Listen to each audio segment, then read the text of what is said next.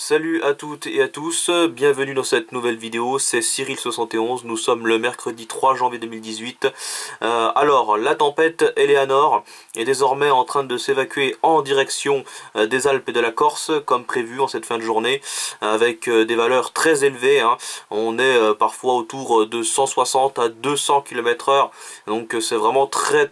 puissant. Je vais pas revenir sur cette tempête, puisque j'ai fait une vidéo d'ailleurs, puisque la tempête m'a concerné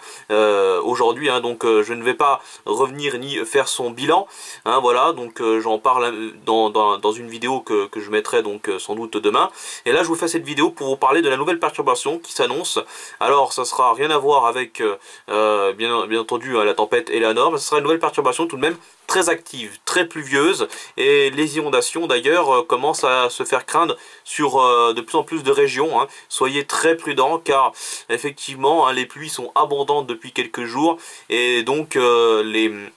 certains cours d'eau sont actuellement en train de déborder, donc voilà, c'est la raison pour laquelle, avec les nouvelles pluies qui s'annoncent là, comme vous voyez sur cette carte, sur certaines régions, un bon nombre de régions d'ailleurs qui seront concernées de nouveau par ces pluies, vous voyez, abondantes, sur la plupart des régions, avec la neige qui continuera à tomber de façon vraiment exceptionnelle sur les Alpes au-dessus de 1500 à 1800 mètres, donc ça va devenir, les cumuls vont devenir vraiment énormes, et ça sera comme ça jusqu'à demain matin, vous voyez, avec beaucoup de pluie, vraiment beaucoup de pluie, les pluies sont abondantes, vous voyez là, et il va continuer encore à pleuvoir, surtout sur tout l'Est, le centre-Est, donc vraiment soyez très prudents avec les risques d'inondation du coup, et cette perturbation qui se décale lentement en direction du nord-est à partir de demain après-midi où ça commencera à s'estomper. Mais on attend de nouvelles précipitations ce week-end, donc attention pour les pluies, ça s'annonce vraiment très délicat, donc il faudra surveiller le niveau des cours d'eau. Alors pour les vents, alors rien à voir avec aujourd'hui, je vous rassure tout de suite, mais sous cette perturbation ça s'annonce quand même un petit peu encore venté, avec des rafales de vent qui vont d'abord revenir par l'Atlantique, vous voyez, des rafales autour de 90 à 100 km/h, localement 110 km/h sur les caps les plus exposés, notamment de la Bretagne. Attention également au risque de submersion, car on est toujours dans les grandes marées,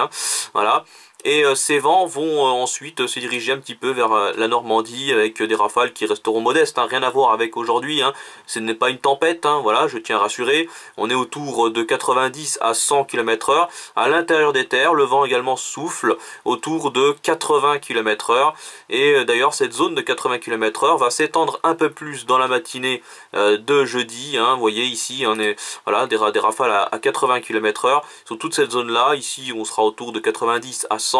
et cette zone de vent fort se décalera vers les régions du nord-est, toute la moitié nord, vous voyez,